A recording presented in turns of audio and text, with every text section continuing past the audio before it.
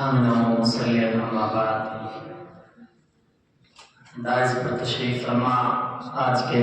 صدر عالی وقار برادر عزیز مولانا محمد عباس ندوی، مہمان خصوصی ہمارے برادر مکرم مولانا محمد مبارک صاحب کاشفی، اور پروگرام میں حکم کی اور جج کی اور فیصل کی نمائندگی پیش کرنے والی شخصیات مفتی محمد اسلم صاحب معینی اور مولانا محمد سلمان صاحب اور عزیز طلبہ، آج کی ہماری یہ 12ویں نشست جو طبقہ سفلا کے لیے برائے اردو خطابت منعقد ہوئی، الحمدللہ بحسن و خوبی اختتام کو پہنچی۔ اولا میں طلبہ عزیز کو، اپنے ساتھیوں کو مبارکباد پیش کرتا ہوں۔ طلبہ نے جو کچھ یاد کیا اس کو بہت عمدہ اور خوبصورت اسلوب کے ساتھ پیش کر دیا، اور ہمارے ساتھیوں نے جو محنت کی ہے طلبہ پر اس کا انہوں نے لحاظ رکھا، اور بغیر ہچکچائے جھجکے ہوئے آپ کی کاوشوں پر اور آپ کی امیدوں پر وہ کھڑے اترے ہیں۔ آپ لوگ بھی مبارکبادی کا مستحق ہیں۔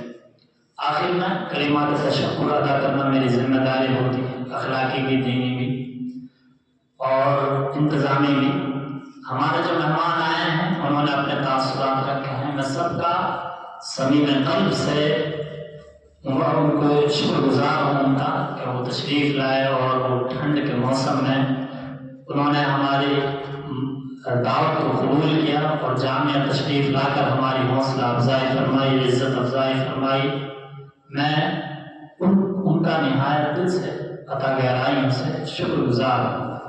طلبہ عزیز، سب مہمانوں نے اپنے اپنے تاثرات پیش کیے، اور سب کے بہت ہی عمدہ، اچھا اور قابل تقلید اور قابل عمل مشورے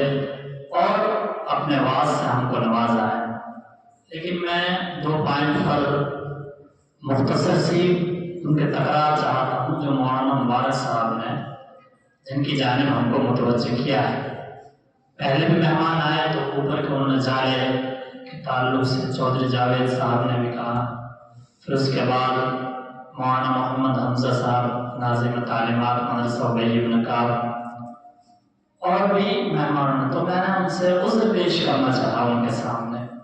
مولانا حمزہ صاحب نے یہ بات رکھی تو میں نے عذر پیش کیا کہ اصل میں کیا ہے کہ ہمارا ارادہ یہ ہے